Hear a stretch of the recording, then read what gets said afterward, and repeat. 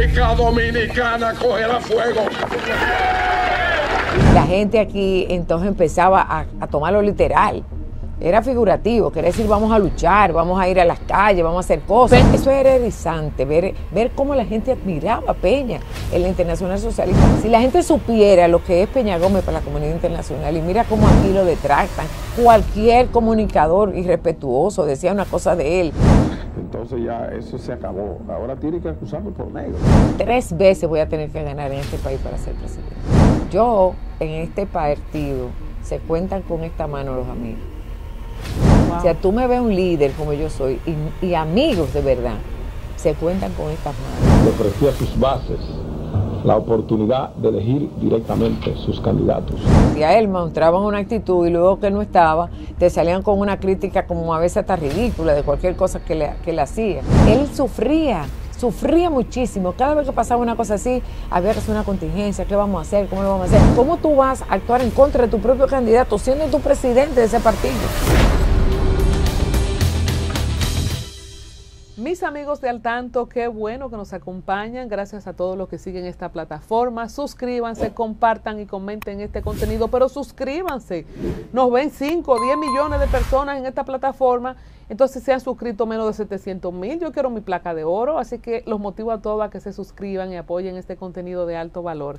Bueno, nos encontramos para dar continuidad a nuestra serie sobre la figura política histórica más imponente, más impactante, rango de presidente, aunque nunca se terció la banda, como él dijo, José Francisco Peña Gómez. Nos acompaña una mujer de armas tomar que ha estado siempre liderando los procesos en el antiguo PRD y ahora en el PRM, es cónsul general en Miami, Yanilda Vázquez. Gracias por estar con nosotros. Gracias, Colombia, contentísima de estar contigo, muy orgullosa de todo lo que has logrado. Han sido unos años muy duros para ti como empresaria de la comunicación y la verdad que estoy súper impresionada con todo lo que has hecho, muy orgullosa. Muchas gracias. Bueno, yo siempre orgullosa de ti y extrañándote en el territorio. Gracias, siempre me dice eso. Bueno, vamos a hablar un poco de Yanilda, pero vamos a hablar también de Peña Gómez, visto desde los ojos de otra mujer. Tuvimos a Angelita Peña con una conversación muy deliciosa y hablemos específicamente de esas campañas en las que estuviste muy cerca de Peña Gómez. ¿Cómo describes a Peña Gómez y haciendo énfasis en ese último tramo? Mira, Peña Gómez se me ilumina incluso la mirada cuando hablo de Peña, porque quiero decirte una anécdota personal. Mi familia, nosotros éramos opapi jacobiano. Entonces, el 86 fue muy difícil entre Jacobo y Peña, porque incluso nosotros los que éramos jacobianos estábamos como pendientes, como que Peña no hizo el último esfuerzo para que Jacobo ganara. Y entonces había una situación de que no fue un meeting y eso. Entonces yo siempre tenía como mi cosa con Peña Gómez y tenía 2 amigos que discutíamos política. Recuerdo Ernesto Fabré y también Johnny Ventura, que eran muy peñagomistas, y vivíamos discutiendo con Peña, no, porque Peña es esto. Bueno, hasta que un día, ya a finales de los 80 y principios de los 90, estamos nosotros en una actividad y yo decido que ya quiero entrar en política formalmente y digo, bueno, voy a ir a una cena de recaudación.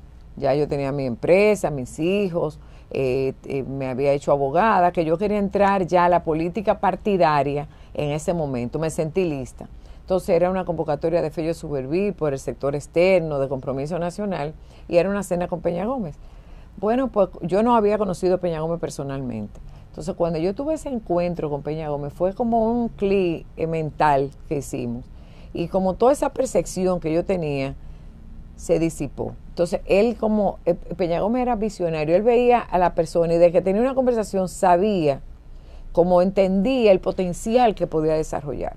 Entonces él inmediatamente dijo, no, yo le dije, yo quiero entrar a la política, pero quiero entrar como por las ramas. Recuerdo que le dije, no quiero digamos por el tronco, no quiero entrar por las ramas. Y dice, no, pues te entró por el lugar correcto. Mira, tenemos este compromiso nacional, yo creo que tú te pongas a trabajar con Fello en ese proyecto. Creo que va a ser muy importante. Y cuando terminemos esta campaña, porque era pre-campaña, entonces vemos cómo entra formalmente al partido. Bueno, pues empezamos a trabajar desde ahí. El doctor Peña Gómez le daba mucho seguimiento. Le dijo a Mangual, que estaba en la actividad también, Fernando Mangual, Mangual, yo quiero que tú me ayudes a la doctora, me dice a la doctora a que se encamine por la parte política. Entonces, parece que ellos dos conversaron y Fernando Mangual, que es un maestro de carrera, entonces me asumió como su pupila. Entonces me ponía un libro semanal. Pero cuando yo veía al doctor Peña Gómez, me decía, y me tiraba puya del libro. O sea, que yo sé que había una comunicación, no era yo sola, éramos como un grupo. Ahí estaba, recuerdo que estaba Darío Castillo en ese equipo, Irma, un grupo de esa generación que él quería como entrar con otra visión a la política. Bueno, pues siempre me hacía alusión a Mangual, bueno, ahora me he reencontrado con Mangual y está en lo mismo. Mira, tienes que leer esto, tienes que hacer esto. Entonces siempre como muy mandatorio. Y siempre me ponía, recuerdo que leímos todos los libros de Espota, de política, que era un historiador, un periodista mexicano que tiene tiene una colección de libros de política sobre la marcha, el primer día, de campañas electorales, de política, y eso era una cosa increíble. Entonces el doctor Peña Gómez me fue como dando poder en diferentes cosas. Hablando de lecturas, Yanilda, ¿alguna vez se discutió cuántos libros había leído Peña Gómez? No, porque Peña era un lector ávido, pero no solamente que leía, ¿no? Él estaba en cualquier momento y tomaba un lugar. Yo quiero hacer una anécdota. Nosotros estábamos en Chile, ya al final de su etapa política. Hicieron un gran reconocimiento en Chile. Habían en ese cónclave de la Internacional Socialista cantidad de presidentes y su trato fue por encima de presidentes allá, si eso te lo garantizo.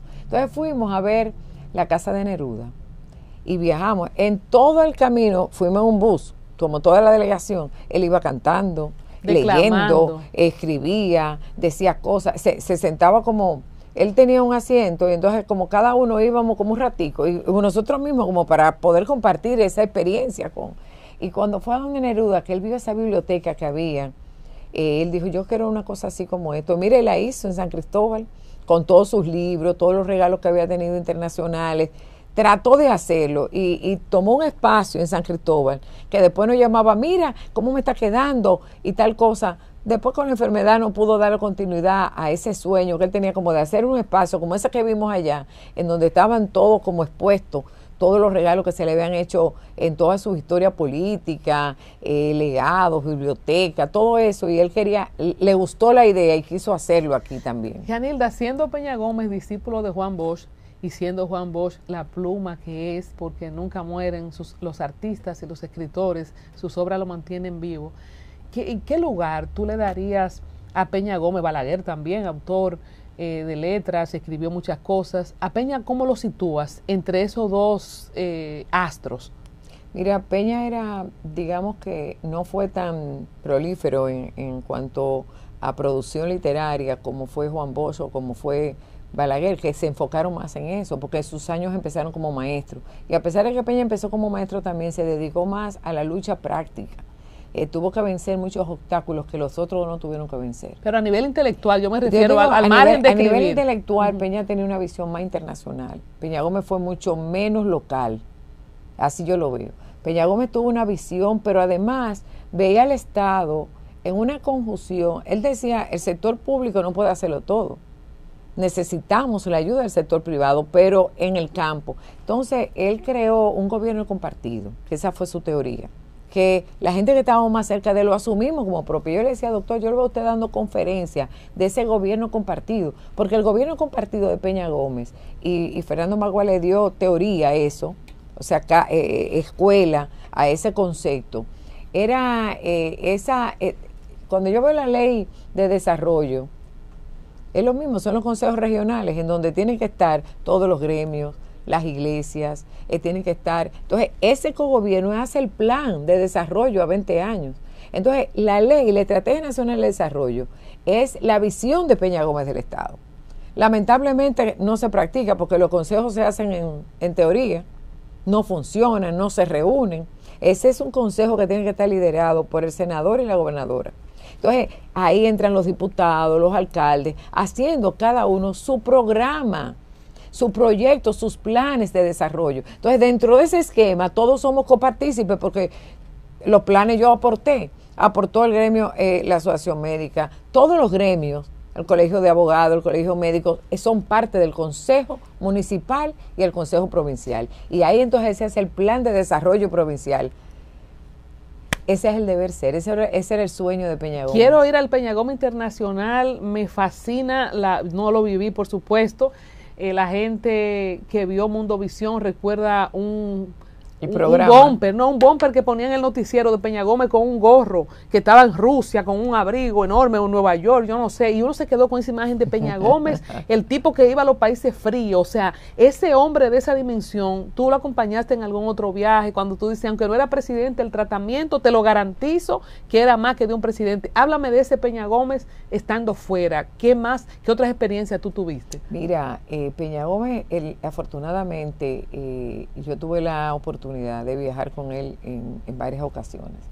Y era como una admiración colectiva que había en todo lo que era el mundo del Internacional Socialista, que era su esquema internacional, o el que yo viví, porque él tenía muchas otras relaciones, pero en el liderazgo del Internacional Socialista, que estaba muy fortalecido en esa época, estoy hablando de hace 25, 30 años o más, ese era mire, yo recuerdo una vez, ya post Peña, pero con Peña, porque aquí República Dominicana era Peña Gómez por la internacional. Fuimos a Portugal, que ya era presidente el licenciado Atuey de Cans, y había el encuentro entre Yasser Arafat y Suárez. Eso fue una cosa, que vivir esa experiencia y escuchar, hicieron hasta video de Peña Gómez ya sin Peña Gómez. Eso era erizante, ver cómo la gente admiraba a Peña en la Internacional Socialista, cómo lo veían, cómo yo cuando lo maltrataban aquí, me daba indignación personal. Yo decía, pero señores, si la gente supiera lo que es Peña Gómez para la comunidad internacional, y mira cómo aquí lo detractan, cualquier comunicador irrespetuoso decía una cosa de él sin base, porque la comunicación, como yo la veo, soy un poco comunicadora también, es una comunicación seria. Usted tiene que hacer contraste, usted no puede decir lo que dicen los demás, repetirlo, usted tiene que hacer su propia investigación, contrastar la información con otras fuentes, ver las fuentes que sean fidelinas. Esa es una comunicación seria, pero aquí a veces hay irrespetos que no se entienden. Desde antes de las redes sociales, lo dijo Gianilda, ¿qué fue lo más fuerte a tu juicio que te marcó como detractación? Cuando tú dices, cuando aquí lo maltrataban y yo veo cómo lo trataban fuera, ¿en qué tú crees que fuimos más injustos con Peña? Mira, yo recuerdo al doctor Peña Gómez decir,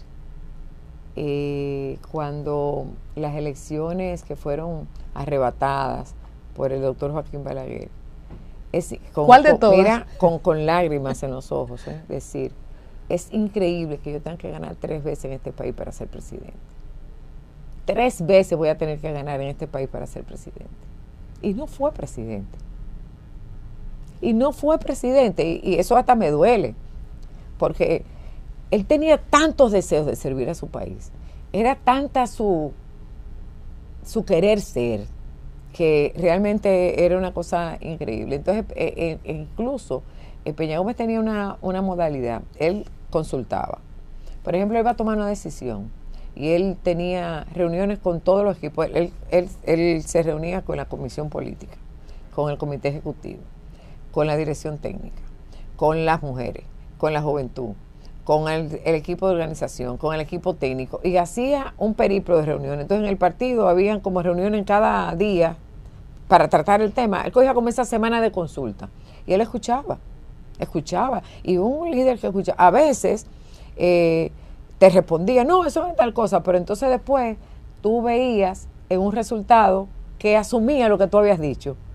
Eso es una cosa grandiosa, un líder que escucha, que a pesar de que en el momento quiere mantener su posición y te la rebate, luego reflexiona y dice, pero espérate. Ella quizá tiene razón. Esta persona tiene razón, cualquier técnico, cualquier persona que habla, y tú lo escuchabas, por ejemplo, en un debate que hay 3 o 4 intervenciones importantes que él escuchaba. Entonces luego, cuando tomaba, incluso la rebatía al final, no, porque esto lo vamos a hacer por tal cosa, pero cuando se tomaba la decisión final, cuando terminaba el periplo de consulta, tú veías que había asumido cosas que estaban incluso diferentes a lo que él había planteado, y eso es una cosa grandiosa. ¿Alguna vez te mí. sentaste a reflexionar, no sé si lo sigues haciendo, por qué Peña no fue presidente?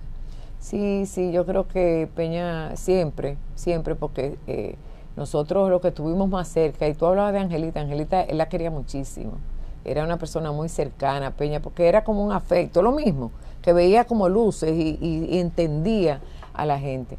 Y la verdad es que nosotros nos ponemos a pensar, fueron muchos factores. También,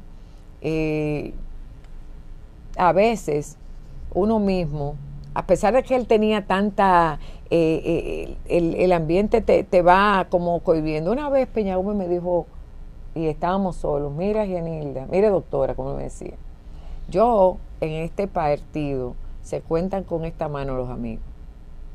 Wow. O sea, tú me ves un líder como yo soy y amigos de verdad se cuentan con estas manos. Digo, ¿cómo va a ser, doctor? Porque usted todo el mundo lo quiere, todo el mundo lo admira y dice, mira, con esta mano y no llego a los amigos que yo tengo en este partido. Había internamente gente que en el fondo, aunque reconocían el liderazgo de Peña. Sí, lo adversaban, claro. ¿Y cómo se manifestaba esos adversarios? Él lo escuchaba, porque a veces hasta públicamente le decían cualquier cosa, pero también había equipos que decían, y uno lo escuchaba, pero y uno no se extrañaba, porque frente a él mostraban una actitud y luego que no estaba, te salían con una crítica como a veces hasta ridícula de cualquier cosa que le hacía.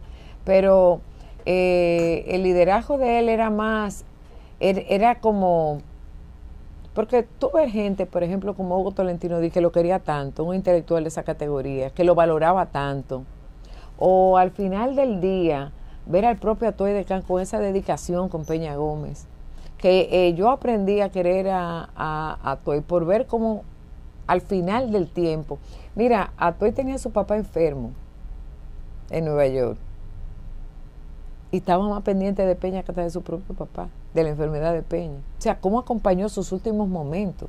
Fue grandioso ver. Así como otros que son mediocres, lo criticaban por criticar, porque entendían que él tenía un poder absoluto sobre muchas cosas, porque claro que él decidía, pero su nivel de, digamos que, de convencimiento, de influencia, como yo te digo, en ese acercamiento él convencía lo que va a hacer. Cuando se tomaba una decisión, ya todos tenían, no se enteraban por la prensa, como a veces pasa con los líderes. Ya lo sabía. Entonces, aunque por lo menos tú dices, no, pero él lo consultó, él hizo esto. Claro, hay cosas como ese discurso que yo estuve ahí también en el Hotel Lina. Porque si me topan, lo proclamo aquí y así lo ordeno a los compromisarios y a los PRDistas, la República Dominicana cogerá fuego. La gente aquí entonces empezaba a tomarlo literal. Era figurativo, quería decir vamos a luchar, vamos a ir a las calles, vamos a hacer cosas. Peña Gómez era agresivo, violento en el trato, esos discursos, como tú dices, era figurativo. No era figurativo, era figurativo. Era como una persona, como cuando tú encierras a alguien y lo pones contra la pared y alguna expresión tiene, pero era figurativo. Peña Gómez era un ser noble hasta con sus adversarios internos, porque él sabía, ya te dije que tenía 5 amigos, él sabía lo que decían de ¿Cuáles él. eran esos adversarios internos? No, muchísimo. Que tú puedas citar algunos. No voy a entrar en eso porque ya tengo que respetar la memoria de cada uno. Ya están Pero muertos. te digo que habían, muchos adversarios internos que él sabía que lo adversaban, que no estaban de acuerdo con lo que él planteaba. Pero él tenía una base de afecto tan enorme en el pueblo dominicano que tú podías ser o no PRDista en ese momento. Sin embargo, tú valorabas lo que Peña Gómez significaba para la democracia, lo que significaba para las luchas sociales, lo que significaba para el pueblo dominicano. Y cuando tuvo la oportunidad de dirigir como en la alcaldía, lo demostró. Él era el alcalde de la ciudad y trabajaba para el pueblo completo. La cantidad de camiones que Peña Gómez consiguió, cuando conseguía cosas, la gente decía, este parece un pedigüeño, pero no era así, la gente se lo ofrecía. Porque como conocía a tanta gente de la comunidad internacional, la gente lo llamaba, Peña, ¿en qué te puedo ayudar? Tú eres alcalde, tengo tantos camiones, tengo tantas cosas, tengo palas, tengo ambulancias. Entonces, después, la campaña de Peña Gómez del 92 fue una campaña. Perdóname, antes de llegar a la campaña, el 92 y los demás discursos, la respuesta a la pregunta, cuando reflexiona, hay gente que dice que presidente no fue, Peña Gómez no fue presidente por negro, que Peña Gómez no fue presidente porque era de origen haitiano. ¿Qué dice Jeanilda? ¿Qué te dices? ¿Por qué él habiendo ganado, como dijo, tengo que ganar 3 veces, ¿por qué no fue? Mire, yo pienso que los sectores de poder, el status quo no lo ayudó. A pesar de sus esfuerzos por conectar con ellos, porque él hizo esfuerzo, no digo que no, con el empresariado, que lo respetaba. Yo le digo, mira, Peña Gómez enfermo. Yo una vez fui a visitarlo a Nueva York con Manola. Manola y yo fuimos a verlo a Nueva York y duramos 2 o 3 días. Nos quedamos en el mismo hotel. Él estaba cerca del hospital y entonces conseguimos en el mismo lugar para estar con él siempre por la mañana, desayunando y cosas, y salíamos a caminar y eso. Yo creo que esa foto que tú dices, de eso fue en Nueva York cuando él estaba enfermo, porque yo salía a caminar con él y él tenía como... Y ese, doctor, ¿y este casco que usted se ha puesto? No, eso es lo que me protege del frío, déjame tranquila, Janine, porque él salía a caminar por la ribera del río y todo eso. Entonces, en ese viaje, yo veía como los empresarios, yo lo llamaban todos los días. ¿Tú crees que pesó el color de la piel, Janilda? Yo pienso que la parte como social, el origen, no tanto la piel, el origen, no pudo hacer ese clic que necesitaba. Eso es lo que yo pienso, porque si hablas por capacidad tenía más que nadie, si por amor a su pueblo tenía más que nadie, liderazgo increíble, nacional, internacional. Si tú veías a Peña Gómez, el Peña Gómez humilde, el Peña Gómez que estaba... Mira, a veces hacíamos, yo era de la Comisión de Finanzas, hicimos más, porque al final en la campaña, en una de las campañas, nosotros hacíamos, preparamos, yo digo nosotros porque nunca las cosas se hacen solo, pero le hacíamos, cada uno tenía, de la Comisión de Finanzas, que era como 20, no había financiamiento de partidos políticos, no había ley, era cada uno con su recurso. Yo le hacía una cena mensual en el Lina. Entonces, yo alquilaba un salón del Lina, hacíamos una cena y yo invitaba a 10 o 20 empresarios. Cada uno le llevaba su cheque y con transparencia se lo entregaba para que se viera de dónde eran los fondos, se hacía una lista. Entonces, yo tenía como 20 empresarios y lo cambiaba. Este mes 10, el otro mes 10, para que todos los meses fueran distintos o que la gente no fuera muy forzada con tener que dar mensualmente, porque estamos hablando de 25,000 pesos en ese tiempo, hace 30 años, eso era un dineral. Se les reunían 250,000 pesos, 300,000 y eso era un dineral. Entonces yo le decía, doctor, yo por ejemplo estaba ya al final en la segunda campaña, ya yo estaba asignado a una provincia y yo utilizaba mi cuña. Yo también le llevaba, porque yo era empresaria y también le llevaba mi aporte. Él me decía, doctora, lo de usted no, le daba pena que yo, además del esfuerzo de hacer la cena también, lo de usted no, como que no quería coger el cheque mío. Yo le decía, doctor, si yo se lo traigo, déjame hacer este esfuerzo. No, porque quiero hacer este esfuerzo, porque tú sabes como las mujeres empresarias siempre es como forzado las cosas, nunca les sobra.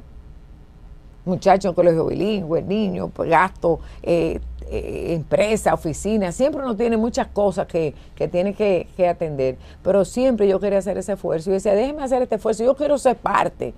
¿Cómo quiero ir forzada a hacer este esfuerzo con usted? Y a veces uno le decía, doctor, mire, por ejemplo, yo estaba en Peravia en ese tiempo, como coordinadora de organización. En Peravia hace falta tal cosa. Como quien dice, de esto mismo no podemos coger para tal otra. Le tiraba su chinita a veces. Y le decía, tiene que hablar con finanzas, doctora. Digo, pero yo estoy hablando con el jefe de finanzas, el jefe de este partido. Usted no me puede tirar para allá, tiene que decirme. Es verdad que todo lo daba, que una vez se quedó sin zapatos, que el colmo me contó José Fran, que se quedó en media una vez. Mira, una vez estábamos en una provincia. Entonces a veces él decía, como nosotros hacemos esta reunión semanal, digamos que el territorio no sabía que nosotros teníamos este acercamiento, sino que me entendía como una dirigente local que tiene otra categoría, porque no es lo mismo tú ser dirigente de organización que tú ser de finanzas. Pero yo incluso no ostentaba de eso porque quería que me respetaran por mi trabajo. No sé si me voy a entender, o sea, claro, dividía las dos cosas. Entonces aquí la gente lo que veía era una gerente que resolvía cosas, si hacía falta propaganda, yo se la conseguía, si hacía falta una comunicación en unos medios, mira, vamos a contratar aquí, hacemos una estrategia local. Entonces después ese dinero había que buscarlo. Entonces, como yo tenía estas facilidades, se beneficiaba la provincia con las cosas que uno podía conseguir. O yo hablaba con el licenciado, mira doctor, necesito tantas vallas, entrar y salir de todos los pueblos, pero ¿y qué es que esperaba la entrada del sur? Usted tiene que hacerlo. Entonces, todas esas cosas dándole seguimiento a la gerencia política del día a día. Y el doctor Peña Gómez me decía, mira, una vez en una actividad, él siempre andaba con maletín, con efectivo, y todo lo que se le acercaba. Dice, pero doctor, pues usted se va a ir sin... Si lo dan es para darlo. O sea, él tenía una visión de que si le entraba era para algo. Y eso era una cosa lindísima de Peña Gómez. Hablando de detractores, yo creo que yo le heredé un poco en eso, por mala suerte, porque uno se queda a veces... y nunca es suficiente. Hasta que duela, exacto, que hay que dar hasta que duela. Y hacía mucho la anécdota de la samaritana, que dio lo único que tenía. Entonces él creía en eso, él creía mucho en eso, y entonces... Por eso yo le decía, déjeme hacer este esfuerzo, porque él sabía que era con esfuerzo y por eso lo valoraba también más. Yanilda, siendo una mujer de la comunicación y hablando de detractores... Yo no sabía que va a hablar tanto de Peña hoy, estoy emocionada. Sí, nunca es suficiente para hablar de figuras como Peña Gómez.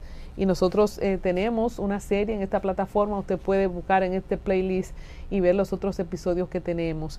¿Qué tanto melló la campaña mediática, esfuerzos como lo que hizo la familia de los Vinchos, Vincho Castillo? Háblame cómo viste tú y cómo viviste esa parte. El famoso spot de una brujería que supuestamente él estaba haciendo, los fuegos por las 4 esquinas. Hablemos de esa parte de campaña sucia, de contraste o negativa. Mira, fue muy fuerte. Peña Gómez, yo he visto campañas negativas y los deep face, como uno dice, o campañas falsas que se hacen, pero como lo que le hicieron a Peña fue... bestial. Yo no sabría ni cómo calificarla, porque eso es como cuando se me parece mucho a cosas que han pasado últimamente, como que te dicen cosas insólitas que no hay capacidad de probar. Porque, por ejemplo, yo voy a un lugar, o puedo tener creencias o creer en algo, pero trabajarlo negativamente es mucho. Es mucho. Y esa historia de que iba a unir el país, porque entonces como él era hijo de haitianos o de todo eso se trabajó y se manipuló cuando Peña Gómez era uno de los separatistas más grandes, entendiendo que había una diversidad cultural, económica, social, incluso idiomática, que era imposible, y él lo discutía muchísimas veces. ¿Se pudo medir qué tanto daño hizo, en este caso por televisión y radio, no sé si por periódico o no había redes sociales, qué tanto daño hizo esa campaña negativa de vincularlo a Haití para que él no llegue a la presidencia? Muchísimo. Incluso en esa época hacía mediciones, él creía mucho en las mediciones. Yo recuerdo que en una campaña que él me dijo, vamos a sacar, en la última campaña en el partido, esas mediciones las hacía Ana María Acevedo. No sé si tú, claro, Ana María. Claro que sí. Ana María Acevedo tenía un equipo. Ana María venía de una escuela de Chile también. Y en ese viaje Ana María fue a Chile también con nosotros. Ana María Acevedo era muy querida de Peña también. Y con mucho afecto. Éramos como de las personas que estábamos en el día a día política más cercanas a él. Yo no era que estaba todos los días, nunca estuve tan cerca, porque a mí nunca me gusta estar tan cerca del liderazgo como que queme. Yo digo, ni tan lejos que no alumbre, ni tan cerca que queme. Y además yo tengo muchas cosas. O sea, he sido todo el tiempo una mujer que tiene multifacética, que tiene 1000 cosas, y yo no podía dedicarme 100%, y ya tenía la parte política, operativa, tenía que ir al interior, pero no dejaba de cumplir con las metas que se ponían en cada equipo. Entonces, siempre yo veía a Peña Gómez el impacto que le causaban toda esta... Y era muy lamentable porque él lo decía con tristeza. ¿Cuándo llegó el diagnóstico? Hay personas que estudian la epigenética, bioneuroemoción, biodecodificación, que dicen que las emociones negativas dan cáncer. Ahí está Lucy Hay con el libro Usted puede sanar su vida, usted puede sanar su cuerpo. dos versiones. ¿Qué tanto tú crees, y no sé si has escuchado esto, que la amargura, el dolor, las decepciones, esos ataques pudieron enfermar a Peña? Yo no sé si, pero lo entristecía mucho, porque él vivió entre luces y sombras todo el tiempo. Le daba tanta satisfacción cuando lo animaban, pero también le dolía tanto. Y a veces te duele triple un golpe que 100 abrazos, porque te dan en el momento a donde a ti más te hiere. Entonces, él sufría muchísimo. Cada vez que pasaba una cosa así, había que hacer una contingencia. ¿Qué vamos a hacer? ¿Cómo lo vamos a hacer? Como echar para atrás, ¿Quién lo consolaba? Volver. ¿Quién animaba a Peña? ¿Quién lo levantaba? Yo creo que, no sé, yo vi a Peggy al final de sus días muy cercana con él. Pero digo yo, antes de que él enfermara, esos embates, ¿quién Peña eran como Gómez, esos ángeles que le levantaban los brazos? Yo no te puedo decir. Yo creo que él se refugiaba mucho en la lectura, en la meditación. Él creía mucho en toda esa parte espiritual también, pero no lograba como equilibrar el mal y el bien, vamos a decir, porque él tenía tanto bien a su alrededor, pero también tanto mal, que duro. Al final el mal como que como tú dices, emocionalmente como que le ganaba. Sí. Entonces tenía que estarse levantando. En ese anuncio de he recibido ataques feroces como ahora, ¿cuáles eran esos ataques de ese spot? Muchísimos internos, que no podía, que con una enfermedad, que llevar un proyecto, incluso en cuestionamientos de su propio entorno, pero te estás forzando más de la cuenta. Era cierto, estaba al límite. Mira, ese día que pasó lo que pasó, nosotros estábamos en Baní, en una caravana, y como a mí me tocaba Peravia, él instauró la modalidad de que el liderazgo, o nosotros allá también en Peravia, porque eso era estratégico, el presidente de la zona, como se hace una ruta, ¿verdad? Cuando los candidatos van, cuando tú vayas con el presidente de esta zona, se apea del jeep el presidente anterior y se monta porque eso te da fuerza ante el territorio que tú manejas. Entonces, había un liderazgo que iba de aquí, o sea, que iba a acompañar al candidato, pero el liderazgo local no podía dejar de estar visible porque ese era su momento, ese es su espacio. Entonces, se apiaba el presidente de, por ejemplo, vamos a pasar por la calle tal a tal a tal, aquí, esta es la zona tal, aquí va tal dirigente, la mujer de tal, o sea, la mujer que dirige a la mujer, el que dirige a la juventud, 3 líderes locales, que sean de ese. Entonces lo subíamos, había que estar pendiente si lo bajan, porque si no, tú sabes, los compañeros se quedaban ahí el trayectorio entero y no dejaban a los otros que subieran. Entonces, todas esas cosas. Entonces él se apiaba, doctor, no se apee todavía, forzando. Mira, una vez, yo le digo, pero doctor, espere que ya estemos llegando a la tarima. Porque le gustaba caminar a él. No, déjame, pero va forzado porque tiene que caminar 7 cuadras sudando. Una persona enferma no es lo mismo. Las comidas deshoras, todo eso acaban. O sea, yo no digo que haya tenido un desenlace en la enfermedad, pero afecta mucho, porque no es lo mismo cuando tú comes a tus horas, haces tus cosas, tienes tus horas de descanso.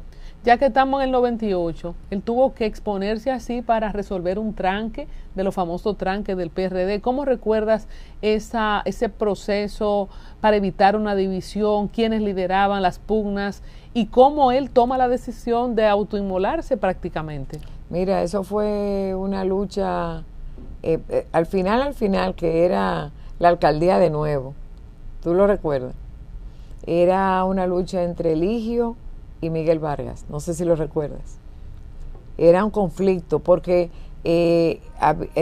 fue por muy bajo margen que, entonces uno decía que ganó, el otro decía que ganó, y entonces él dijo, bueno, déjame asumir esta candidatura a la alcaldía. Oye, un hombre a ese nivel, ya en este nivel, asumir eso como única solución para no perder una plaza que estaba ganada, porque todas las encuestas decían que nosotros le íbamos a ganar. Y decían todas las plazas que teníamos ganadas. Incluso él tuvo una reunión en la Casa Nacional y nos dijo, para leer las encuestas, que todo el mundo dijo, pero no puede ser que sean tantas. La gente dice que la muerte de Peña impulsó, pero antes de Peña morir, él mismo no leyó. El partido estaba muy bien porque habíamos hecho un trabajo muy bueno y él estaba aquí pendiente de cada cosa. ¿Y la gente sabía, todo. tú crees que él iba a fallecer? ¿Tú crees que eso adelantó? ¿Y cómo te enteras de la noticia del fallecimiento finalmente? No, porque nosotros estábamos en el meeting y habíamos vuelto. Yo lo vi poco como deteriorado, pero ya sabíamos que estaba enfermo. Pero por ejemplo, habíamos ido a un meeting Yanilda, ¿tú crees que en la Churchill antes, como para poner unas estrellas en el coso. Habíamos ido a una actividad de esa. Se había ido a Baní. Entonces, cuando veníamos de allá para acá, ya todo el mundo vino para... Entonces, ya, bueno, yo me enteré en un programa de Julito Jacín. Yo le decía, no, pero eso tiene que ser porque yo lo vi. O sea, estábamos juntos, está bien, pero no para morirse. Tú no sabías que estaba enfermo, pero una gente que está en un meeting no es para que tú digas de que se murió. No estaba enfermo, no tuvo interno, no fue una crisis que hubo que ponerlo estuvo en intensivo, como tú dices, 2 o 3 días. Eso fue una cosa así, que uno no lo entendió.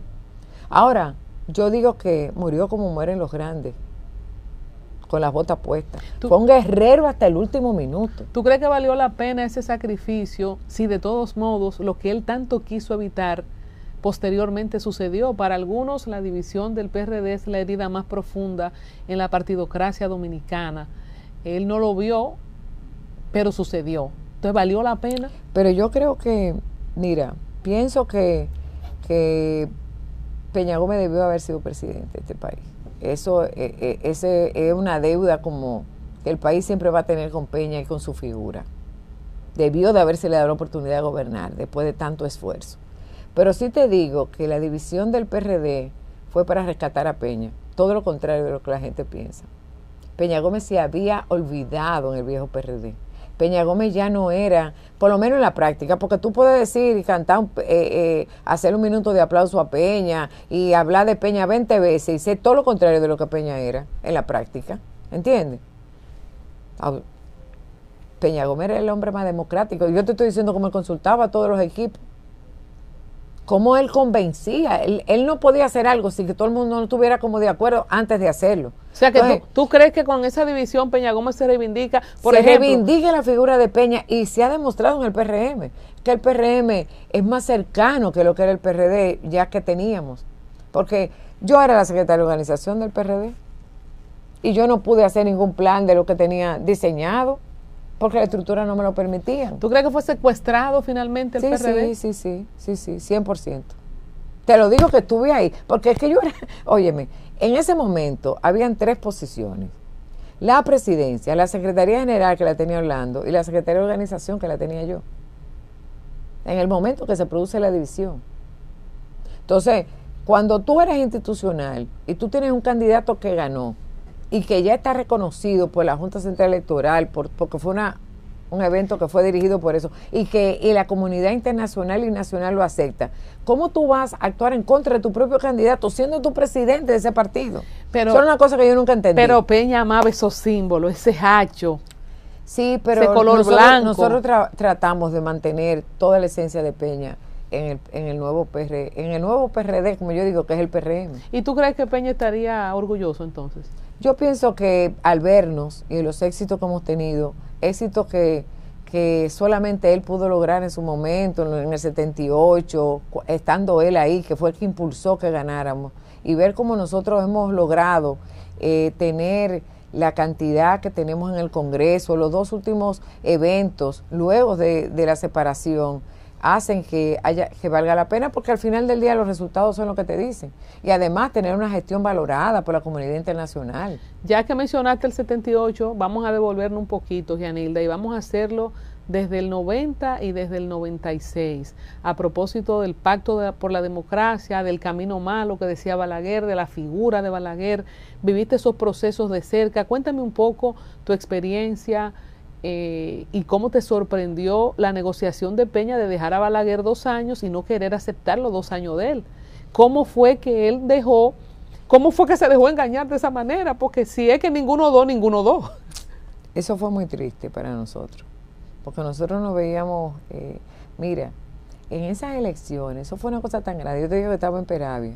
Para nosotros poder sacar las actas que comprobaran el fraude, la tuvimos que poner en el motor del carro, porque estaban haciendo levantamiento de carro para ver si salían con cosas de cada territorio.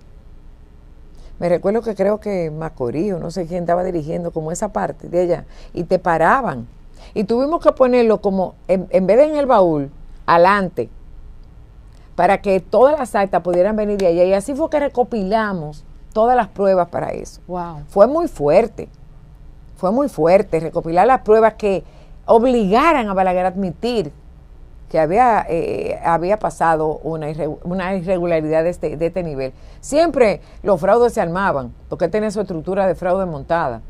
O no él, el equipo de él, porque yo ahora viendo a Balaguer a distancia, desde el punto de vista histórico, pienso que él también fue manipulado por muchos sectores de poder, que lo utilizaban para mantener su esquema. Como ¿entiendes? Un símbolo. Como un símbolo. O sea, utilizaban el esquema reformista, a pesar de que él estaba tan al tanto, pero al final pasaron muchas cosas ahí de poder también en el Partido Reformista. Yanilda, la gente se hace su moño, como dicen.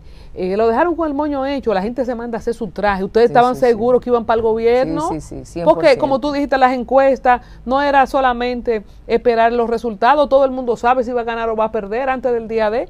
¿Cómo ustedes desmontaron? Los decretos se quedaron hechos. Cuéntame cómo lo viviste. No, eso fue... el doctor tenía mucha pena. Se sentía la tristeza es como, ya yo hice todo lo que iba a hacer, ¿qué es lo que pasa con el universo? Y así yo lo veo ahora, desde el punto de vista de lo como yo reacciono ahora. O sea, en retrospectiva, cuando yo lo veía, como, ¿y qué más puedo yo hacer? He hecho todo para ser presidente. O sea, porque tú puedes cuestionarte, he sido lo suficiente, he hecho lo suficiente esfuerzo, pero él hizo todo. ¿Tú crees que le robaron el destino o no estaba destinado a ser presidente? Yo no sé, porque a veces uno piensa, pero es que fueron tantas cosas. Cuando yo lo veo así en retrospectiva, yo no sé si aseverar que le robaron en su destino, porque se lo robaron, sectores. Porque ganó 2 veces. Ganó dos veces. Y para él fue muy duro. ¿Y el 90 cómo fue? Muy duro, hablando muy de esas duro, 2 veces. Muy duro. El fraude del 96, del 94 dio al traste con que Balaguer, quitarle 2 años a Balaguer ya era mucho, como dijo Angelita. Una figura así, tú le quitas 2 años, ya tú sientes que has ganado algo. ¿Cómo fue el 90? No, porque él lo que sintió no fueron solo los 2 años, fue la modificación que se hizo de la Constitución, el 50+1. Él lo vio como porque Peña era muy visionario en cuanto a la institucionalidad. Él lo que vio fue lo que él había logrado a nivel institucional como país. Aunque le perjudicara con la creación del Consejo de la Magistratura, con todo lo que él logró en esa etapa. Entonces él sentía, o él quería vender eso, porque lo conocíamos más cerca, sabemos que él estaba afectado y que se sintió después engañado. Porque lo que pasó en el momento de la firma y la manipulación con Euclides Gutiérrez y toda la gente que participó en ese circo que pasó ahí con Cadena Nacional, tú no te vas a acordar porque estabas muy joven a lo mejor, pero esto en Cadena Nacional con todo lo que pasó ahí, que ya firmando, tú no podías echar para atrás esa firma, pero él sabía ya que estaba firmando una cosa que no fue lo que ellos pactaron. Lo que se acordó. Lo que se acordó. Se le veía en la Entonces, cara. Eso fue como una encerrona que le hicieron a Peña ahí. ¿Cuáles son los autores? Eso. Tú mencionas Euclides Gutiérrez Félix. No, había una comisión de presidencia, estaba el Congreso, que en ese momento fue de todas partes, pero fue más, porque acuérdate que en el 90 quien ganó fue el PLD. Era una disputa entre el PLD y el Partido Reformista, como quien dice. Entonces, ya ahí había un poder establecido como en torno al marco legal del país. Entonces, fueron varias cosas que se dieron ahí. Pero yo me refiero al final en el Pacto por la Democracia, donde se pone el 50+1, eso es en el 96. Sí, eso ya es 96. Ajá, entonces, pero, ¿cuáles son estamos hablando de diferentes épocas, ¿verdad? Entonces ya el 96 ahí, en donde es lo que te digo, ahí fue que se empezaron. Esa encerrona, ¿quiénes tú identificas como autores? Yo creo que ahí empezó el pacto entre el Partido Reformista y el PLD, increíblemente. Ya había un deterioro de Juan Bosch, evidente, habían sectores dentro del PLD que manejaban eso. ¿Cómo llegó Juan Bosch y el PLD a coincidir más con Balaguer que con el PRD? Que con o sea, es fundador Juan Bosch del PRD. Eso es parte de lo que te estamos hablando de Peña.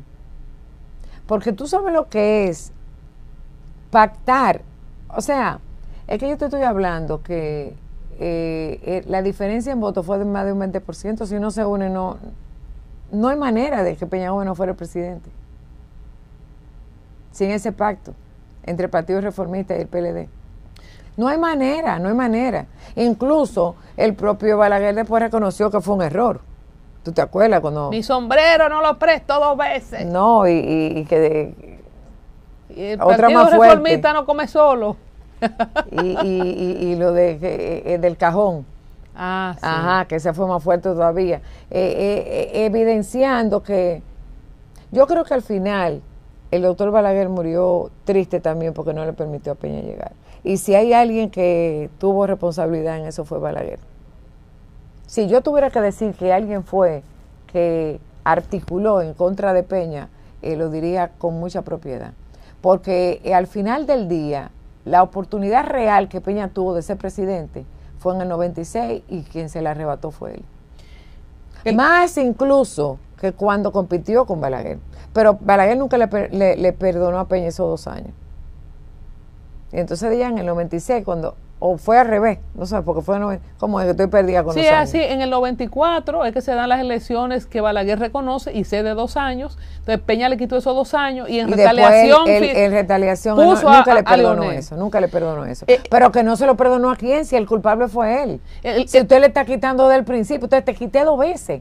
O sea, no te hice presidente, te la quité en el 92 y en el 96, en el 94 y en el 96 te la vuelvo a quitar. Entonces para mí, bueno, Dios lo haya perdonado en todas las decisiones que tomó, pero fue muy irresponsable en esas decisiones. Para mí el principal pero el que incidió, porque puede ser que ella ha tomado esa decisión por muchos factores. Ahora a la luz de... ¿Tú crees que era racista, de mi nivel Balaguer? ¿Tú crees que era racista? No era tan racista, era como una lucha de intelecto. Él lo veía como... Cuando tú estás en un top, tú no quieres que haya otro top. Y la parte del no camino era por racista, malo, era como una lucha de intelecto, a mi juicio. ¿A quién le dijo el camino malo está cerrado? ¿A Peña o al PRD? Yo no sé, porque son frases icónicas que como esas otras que acabamos de mencionar, que el doctor Balaguer hacía para un poco aterrizar su intelecto a la base. Esa era su forma de conectar con la gente. Te salía con esa frase y ahí conectaba, porque cuando tú lo escuchabas en un discurso tan intelectual y de tanto nivel y de tantas cifras, que no conectaba con la gente, él en cada discurso, él tenía 1 o 2 frases que eran las que se quedaban con la gente. ¿Qué tanto tú crees que empezó levantarle las manos a Leonel Fernández, ambos líderes, en esa foto icónica, más esa frase que dijo ese día? El camino malo está cerrado definitivamente, un hombre que todos hemos visto como el abuelito que ha gobernado. O sea, ¿qué tanto tú crees que impactó la imagen o el discurso para lo que sucedió después? No, es que fue la alianza. Eso es lo visual, lo que tuviste. Lo estratégico fue el apoyo real, electoral, que es lo que te define en unas elecciones, en esa segunda vuelta, ¿entiendes? Ahí fue el apoyo. Y llevar a Peña a una segunda vuelta fue una barbaridad. Producto del primer pacto, del 50+1. O sea, todo es una secuencia y todo eso, estaba Balaguer detrás de todo eso, en la historia. Desde el 1, desde la A hasta la Z. En ese marco era como 2 luchas de poder entre ellos dos, desde que Peña comenzó. Y Jacinto estaba pintado en el medio. No, porque Jacinto fue también parte de ese poder manejable, de sectores de poder que no querían a nadie al lado de Balaguer que no fueran ellos. Y veían a Jacinto como... También. Sí, fue víctima, 100% fue víctima. La enseñanza política y humana más poderosa que Peña Gómez, más allá de la chinita de si leíste el libro o no, ¿qué fue lo que Peña Gómez te dejó para formarte? Señor, estamos hablando con una mujer que no es ahora que hay como 700 presidenciables en el PRM, sino que en el 2014 lanzó su proyecto y ya más cerca en el 2018 fue precandidata presidencial. O sea, internamente. Y está en la mente de la gente. ¿Qué tanto te dejó Peña para ser esa mujer que yo siempre defino confrontativa, participativa? ¿Qué tiene tú en el ADN que te dejó Peña? Dos cosas. Respetar la meritocracia. Respetaba a los dirigentes. Se tiene que tener respeto por la actividad política. Un dirigente hay que respetarlo. Y otra cosa, no se puede gobernar solo. Tú tienes que gobernar ese gobierno compartido con los extractos y las cosas más importantes que puede tener un país en todas las sociedades es cuando se hacen en conjunción. O sea, que las obras emanen de quien van a ser su beneficiario, sin imposiciones, una redistribución presupuestaria. Esa institucionalidad que Peña tenía del poder político y el poder social y esa vinculación con la gente. Esas son, cada vez que yo veo a una gente, me llegan esas imágenes de Peña, de cercanía, de sentarse a tomarse un café con el dirigente. Yo soy incapaz de ir a un territorio sin visitar al presidente del partido, la institucionalidad, visitar a la gente. Esos códigos no están tan presentes. Mira, no, para ahora nada. mismo. Mira, yo recuerdo con nosotros, te estoy hablando del territorio porque la compañía fue al sur. Nosotros íbamos a donde Yuyu Lara. Peña Gómez era incapaz de pasar por ese parador sin sentarse a hablar con Yuyu Lara un rato, o sin ir a donde el presidente del partido en San Cristóbal, ¿entiendes? Entonces, él valoraba eso, valoraba el trabajo político. Yanilda, eres de las pioneras o pioneras, creo que solo tú y Milagros Ortiz Bosch han sido precandidatas presidenciales en este país, porque o en tu partido. O sea, bueno, Margarita fue precandidata. Sí, Margarita hay muchas mujeres y Minú una vez. Pero vamos a contarlas. Sí, yo creo que somos pocas. Me sobran los dedos. Sí. ¿Qué precio se paga por ser pionera? ¿Qué obstáculos tuviste que sortear? ¿Cómo pudiste en esta precandidatura? Estabas compitiendo con Hipólito Mejía y Luis Abinader, creo. Sí, y a Mauri. Justo Duarte también era precandidato. Pero tú eras la única mujer. Sí, yo era la única mujer. Cuéntame de la experiencia. Mira, fue una experiencia muy bonita porque cuando tú tienes tú sabes que hubo territorios que yo le gané a los dos. ¿Cómo cuáles? En Boston, en algunos centros electorales. Es una cosa que yo decía, yo misma hasta me reía, pues decía, pero Dios mío, porque eran además apasionados, ¿verdad? Pero tú ves que hay gente que cree en uno, que se arriesga a tomar decisiones, eso es muy bonito y además cómo la gente te valora, porque yo siempre digo que la política, igual que todo, no se queda con el trabajo de la gente. Tú estás en este proyecto y tú le entregas cuerpo y alma y tú vas a ver los resultados. Amén. Los frutos llegan. Amén. Y la política es lo mismo. A veces tú piensas que no, pero todos te están observando. Te están observando. Entonces uno dice, bueno, pero que nadie te valora. Sí, te están valorando. Y te están valorando más de lo que tú te imaginas. Ahora, tú no tienes que hacer la cosa para que otro te valore. Tú la tienes que hacer por convicción. Y cuando las cosas se hacen con pasión y con convicción, olvídate que su sello queda. Alguien la va a ver. ¿Qué te motivó en ese tiempo a enfrentarte con esos dos titanes? Uno que había sido presidente y otro que es el presidente actual, que tiene, bueno, también un pedigrí, un legado familiar y todo lo que fue Abinader padre.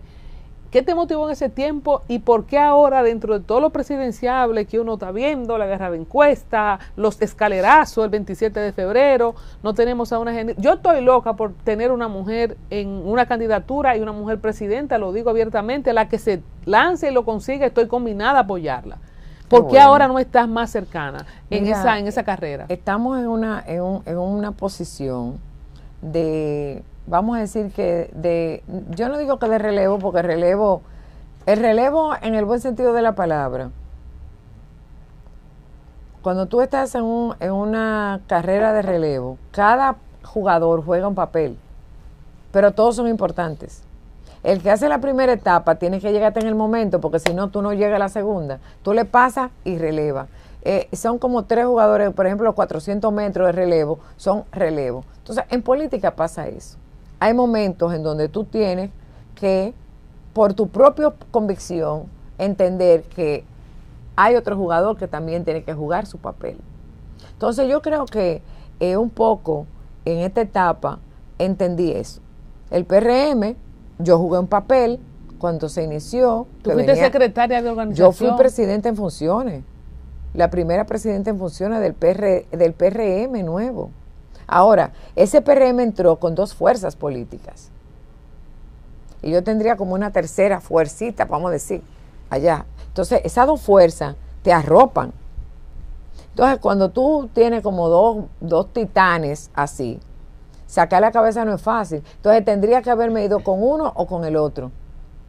Y preferí como mantener mi propio espacio. Y eso tiene un costo político increíble, que te va quedando como fuera de las estructuras. Eso te iba a decir, porque yo sí te esperaba dirigiendo un ministerio al más alto nivel, quizá como está Farideh ahora, una mujer que tiene capacidades para dirigir, pero no un ministerio de las mujeres o de cultura, no, un ministerio con power. Yo siempre te vi así. ¿Tú crees que un poco el costo de haberte quedado neutra? Yo pienso que sí, a veces. Pienso que sí, que la neutralidad hace que los compromisos se vayan para otro lado. La neutralidad. El tener pensamientos propios, en tú decir que eres de una manera, no representar intereses, hacen que tú tengas esa dificultad. Para mí la única dificultad política es esa, que tú tienes que pertenecer a una estructura económica, política o social para tú poder llegar. Pero fuera de eso, yo he logrado todo lo que he querido en política. O sea, querido en sentido de que cuando quiero algo lo he logrado. Reconocimiento, mis compañeros me valoran mucho a todos los niveles, en la comisión ejecutiva. Algunos dicen, ella aspira, pero yo digo que el que está en política, tú como empresaria, tú no aspiras a cada vez tener un estudio nuevo, a que tus luces sean mejores, comprar la cámara, a comprar una cámara nueva, la cámara. Mira hoy que la cambio. Entonces, si yo soy empresaria y me quedo atrás, o sea, aspirar quiere decir avanzar, cambio continuo, mantenerte al día. Entonces yo pienso, y todos queremos aspirar, porque tú dirás, por ejemplo, para poner un nombre, Pacheco.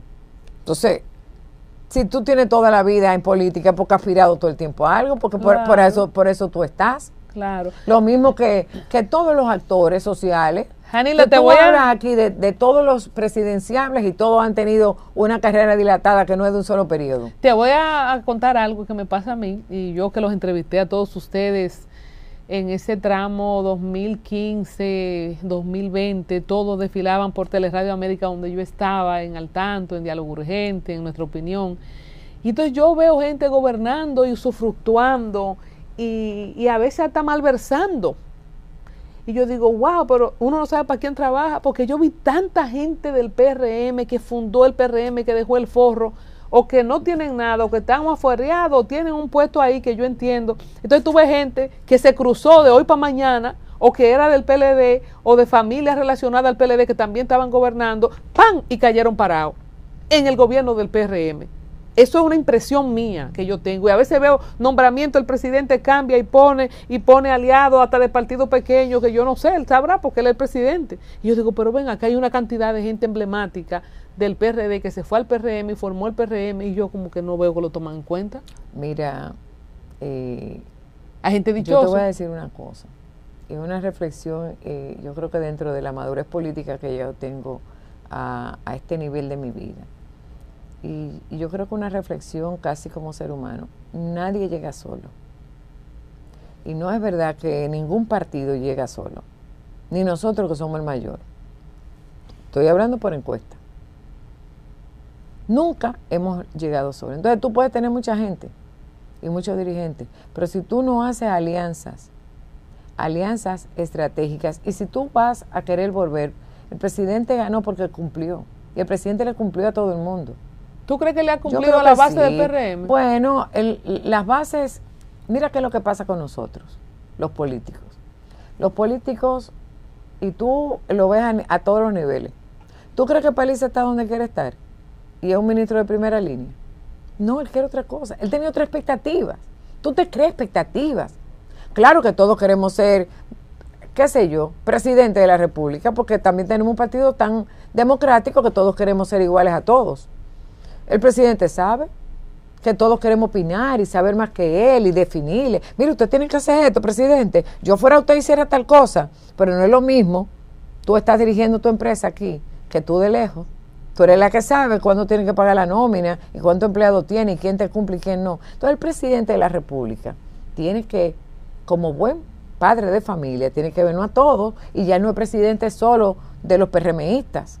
Él es presidente del pueblo dominicano. Bueno, entonces, ya ustedes dentro vieron. de eso, tú tienes aquí esta empresa. Tú seguro tienes una amiga de la universidad que tú quisieras decir, pero ven acá, ¿por qué yo no vengo? O una familia, o alguien. O sea, además de tu gente partidaria, tú tienes valores. Señores, tremenda speaker, comunicadora, como le dije, diciendo, ella no va a apoyarme en ese comentario jamás. No es que no te apoye, es que tengo un enfoque distinto al tuyo, porque ese es un enfoque que pudiera ser muy popular si yo te diga verdad y la base me aplaudieran. Aquí. Yo te quería ver ministra aquí. Yo quisiera hacer también, pero porque tengo una vocación de hacer.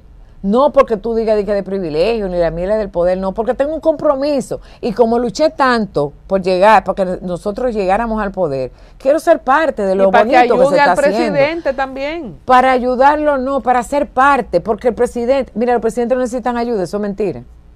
Hay gente que desayuda entonces. Pero claro, el presidente no necesita ayuda, el presidente necesita gente comprometida, eso es lo que necesita. Cuando tú estás comprometida con una causa, ese es el aporte más importante que tú le puedes hacer a un gobierno. Ahora, el que no está comprometido va con un compromiso particular, que no es el compromiso colectivo, pero el presidente de la República, nosotros tenemos digamos que un don que no lo tienen otros países, es que el presidente de la República tiene sentido de la historia. Luis Abinader quiere ser un buen presidente. Y a veces ese miedo que tú ves de poner gente es porque él quiere un compromiso con eso. Con ser el mejor presidente que haya tenido el país. Ese es su compromiso con su familia, con su legado. ¿Por qué tú crees que vamos a recordar a Luis Abinader? Hay una discusión en medios, en redes, en los colmados, del tema de algunos servicios que se han degradado, el tema de los apagones. Ahora tuvo que ir a Punta Catalina en persona, le cuestionan las obras, que no tienen obras. ¿Qué tú crees después de tanto luchar, tú que has estado desde Peña, que el PRD, ahora PRM, que le robaron elecciones, ahora que son gobierno, tú dices, oye, estoy satisfecha porque vamos a dejar este legado? Mira, yo creo que este ha sido el mejor gobierno que haya tenido la historia republicana. ¿Por qué?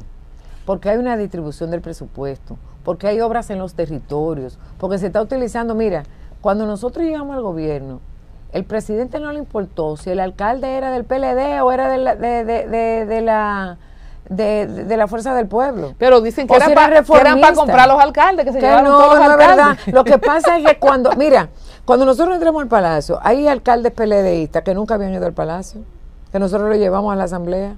Y esa gente se ponían, pero que nunca se imaginaba, junta de vecinos en el Palacio. Entonces, esa cercanía, ese entender que tú eres que me tienes que decir lo que tú necesitas. Yo no puedo irte a hacer una obra que no es la que tú quieres.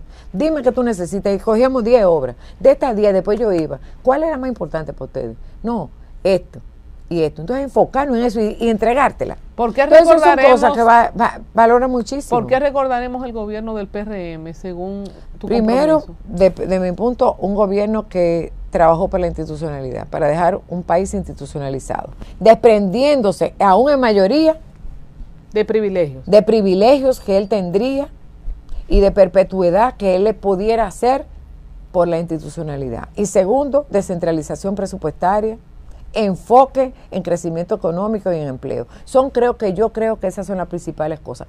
Cuando yo digo descentralización presupuestaria, quiero decir que todos los territorios se han impactado con obras. Que tú dices que no lo hemos sabido comunicar, que se ha comunicado mal, lo que tú quieras. Que las obras están ahí. Pero que la gente la pregunte, entonces no pueden responder. No, yo pienso que la oposición está haciendo su trabajo. Nosotros fuimos oposición y lo hacían muy bien. Pero los votos están ahí. ¿Qué fue lo que pasó en el pasado? Pero no hace 30 años que nosotros fuimos a elecciones, fue el año pasado. Oye, en mayo pasado, en febrero del año pasado, nosotros fuimos a terciarnos electoralmente, a competir, y ganamos todo. Entonces, eso es lo que te dice que la gente en el territorio está contenta, no es los voceros de la oposición que están, les respetamos, tienen que hacer su trabajo, porque ven acá. Yo oigo, por ejemplo, el presidente, no, que vaya a pelear con el Fondo Monetario, que vaya a ponerse los guantes. No, presidente, es la gente que lo valoró, fue la gente que votó por usted, que creyó en usted. La oposición tiene que hacer su trabajo. Entonces yo le contestaría, está haciendo su trabajo, y además Si la oposición no hace eso, no hay un contrapeso. La democracia necesita contrapeso. Y aunque sea hablando, usted tiene que alzar su voz, aunque sea para dejarse oír. Yo personalmente, que duré tantos años en la oposición, respeto mucho a la oposición. Finalmente, yo la respeto y la valoro y sé el papel que tiene en una democracia participativa como esta. Así es que usted puede decir lo que usted quiera. Ahora, ¿qué dicen los organismos internacionales, como dice el presidente? ¿Qué nos están diciendo los números? La valoración de la gente.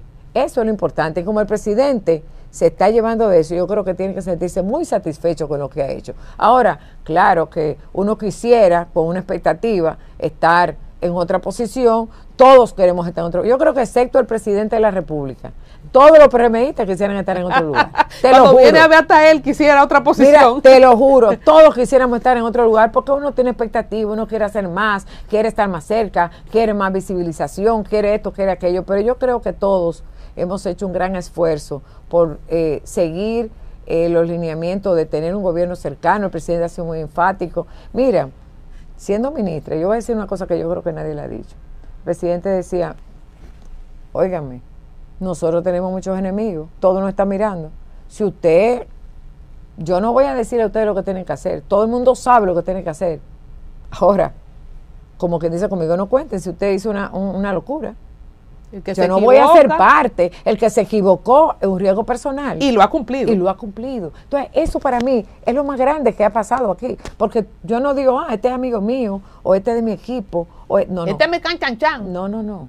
Usted se equivocó y usted tiene un régimen de consecuencias. Finalmente. Yo puedo, a lo mejor, no hacer escándalo, no participar, pero cuando usted le dicen la decisión, es una decisión, y él ha sido muy responsable tomando decisiones con gente muy cercana a él.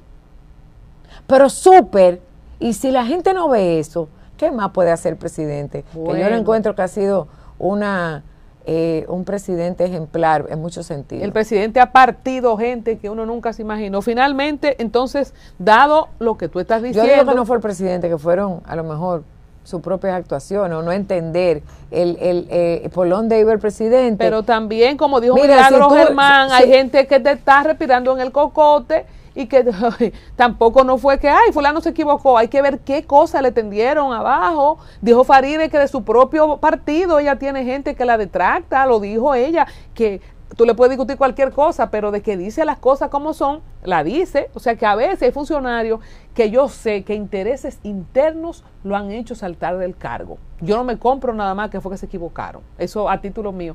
Quiero irme con esto. Mira, tú sabes una cosa, ahora que tú hablas de eso, digo, estas cosas deberíamos discutir en privado y no en público, pero yo creo que tú sepas que el presidente no se deja manejar fácil, ¿no? Si hay algo que tiene es la sagacidad. Es más, cuando tú le hablas, él sabe por dónde tú vienes ya y te escucha. No es verdad que nadie le sopla, porque si no, no hubiera tomado decisiones que él ha tomado muy serias ahí. Lo que pasa es que la gente se cree que el otro no sabe enterar de las cosas que hacen, y aquí todo es transparente. Tú ves lo de Faride, que salió todo a la luz pública, porque es lo que yo te digo, que es que no se queda nadie con el trabajo de nadie. Todo sale, lo bueno y lo malo. Se queda el PRM en el 28, dado todas las bondades que tú dices, que el PRM está gobernando bien, aunque el presidente no va, cualquiera de ustedes, de los presidenciables, se puede quedar, la oposición está dividida, están locos todos, y dividido adentro del PLD y dividido adentro de la Fuerza del Pueblo, o sea que ustedes se van a quedar. Mira, yo pienso que nosotros tenemos lo que no tiene ningún partido. Primero, tiene una cantera de líderes. Nosotros no hablamos de una persona ni de dos, ya tú estás viendo, hay más de 10 presidenciables, 12. Y yo creo que tenemos esta fuerza de que la gente entiende el valor de la democracia. Hemos comprendido el valor de la democracia, hemos respetado. Ver a un presidente abrazar a un expresidente en un acto público. Yo quiero que me diga alguien en qué país de la región tú puedes ver eso. Y eso lo valoran académicos internacionales. A uno no, a tres. A tres. O sea, ir a su casa, pero ¿cuándo? Por Dios, sí, a escucharlo. Hay que dársela ahí. Pero él no va a ser candidato, Jeanilda. Pero mi amor, eso dice mucho. Yo creo que ¿quién va a ser candidato? Lo único que nosotros tenemos que hacer es seguirle la línea a Luis para mantenerlo en el poder. O sea, como decía Alvarito, apaguen la cámara, aquí entre nosotras, ¿quién va a ser el candidato o la candidata? Mira, yo creo que el liderazgo está... Todo el mundo quiere su espacio. Y cuando tú ves que la gente está, pero tiene su momento, Yo creo que el liderazgo todavía no se ha redefinido. Hay mucha gente que puede estar arriba. Yo recuerdo una vez, en el 2016, fue, sí, que en una convención interna, nosotros estábamos con el equipo de Miguel Vargas, y Miguel llegó a tener un 65 en las encuestas. En el 2012 será, porque en el 2016 ya ustedes tenían el PRM. En el 12. ¿Es verdad eso? En el 12. Que decía, avanzamos en el día para ganar en el 12. Óyeme. Y los liderazgos surgen y bajan. Ahora, mantenerse es seguirle atrás a la visión del presidente. Entonces yo creo en eso. Creo que nosotros tenemos liderazgos sólidos que van a redefinirse. Y yo por eso quiero esperar el año que viene. Porque en el 2026 ya habrá una definición más certera, porque tú vas a tener, hay gente que eran como candidatos desde siempre. Entonces eso tiene una ventaja frente a la visión pública del candidato. Ahora cuando tú haces un trabajo y vas viendo, te vas acercando. Entonces hay una carrera en donde cada uno está a un nivel. Vamos a ver cómo se va emparejando eso. Además, tú haces alianza en el camino, unos se alían con otros. ¿Cuándo vuelva para que me diga? Porque yo quiero que me diga. No, yo creo que vamos bien, cada uno está afianzando su cuota de poder. Son cuotas. La gente cree que decir cuota de poder es malo, son cuotas, son esfuerzos, es ponerle un número a tu trabajo. ¿Es así? Sí.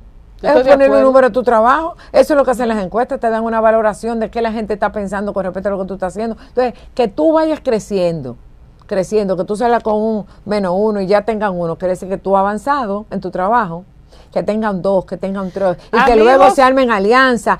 Todo ese mercado se va a redefinir. Amigo encuestador, anóteme a Genilda Vázquez en la lista de los presidenciables, junto con Yayo, con Wellington, con Guido, con Tony, con Raquel, con Carolina, con David. Gracias. Gracias a ti, estoy loca cariño, por tenerte aquí de nuevo. Me encantó esta conversación de Peña. Me hubiera preparado más porque hay cosas que hay datos que se te van. Yo hablé con el sentimiento, no con estadísticas. Pido disculpas si hay una fecha que se me hayan extraviado ahí porque hasta me emocioné. Pero la verdad es que Peña Gómez sigue siendo un referente para nosotros. Un referente para los que pensamos que este país tiene la dicha, porque nosotros somos un país tan bendecido. Sí. Yo, cuando estaba en la oposición, decía, un país tan rico y tan mal gobernado. Yo creo que si gobernamos bien, no hay otra escapatoria que nosotros no seamos el primer país de la región, en todo el sentido. Y yo creo que hacia ahí vamos. Lo que tenemos que seguir consolidando, este crecimiento, esta democracia, este fortalecimiento, entender que no todos podemos convivir, y que los intereses del país estén por encima de los intereses particulares. Si logramos eso, nosotros ya no hay quien nos detenga como país. Si te lo dice alguien que lo está viendo de lejos ahora y que ha tenido el privilegio de ver cómo nosotros vamos emparejando economías que dice, queremos hacer como lo que ustedes están haciendo. ¿Qué ustedes están haciendo en esta materia? Tú sabes que te llamen para consultarte, ¿qué tú estás haciendo en una materia? Pero eso era una cosa impensable hace 20 años de este país, y que ya nosotros estamos a ese nivel. Son unas cosas que por lo menos a mí, que soy política, que estoy en esto, que amo a mi país, me llena de satisfacción. Estoy muy contenta. Así que felicito al presidente en estos 5 años. Creo que tenemos todavía muchos desafíos. Una deuda milenaria de un país, una deuda social tan fuerte, no se puede saldar en 5 años ni en 6, pero si tú sigues fomentando el empleo, si nosotros no necesitáramos tanto el aparato del Estado como primer empleador, sino que se desarrolle en otra fuente como estamos haciendo, yo creo que nosotros vamos encaminados al desarrollo, y si el presidente logra dejar al país en la rueda del desarrollo, habrá hecho la mejor gestión que haya podido hacer nadie, y a eso estamos apostando. Bueno, siempre el aplauso. Felicidades, mi presidente. Una mujer vocera como Genilda. Yo no quiero que la quiten de Miami, pero la quiero tener más cerca. Muchas gracias por este tiempo. Gracias, te felicito. Que viva la República Dominicana, que Dios bendiga a la República Dominicana. La tiene en tu ropa, ¿verdad que sí? Que todo lo que tú dijiste así sea, y que podamos seguir avanzando. Tenemos mucha suerte, digo yo, mucha dicha, este país en el mismo trayecto del sol. porque sobrevivir a todo lo que hemos sobrevivido y seguir siendo un referente en la región, sin duda que la mano del Todopoderoso está con nosotros. Amén. Muchas Amén. gracias. Gracias a ti, cariño. Muchas gracias.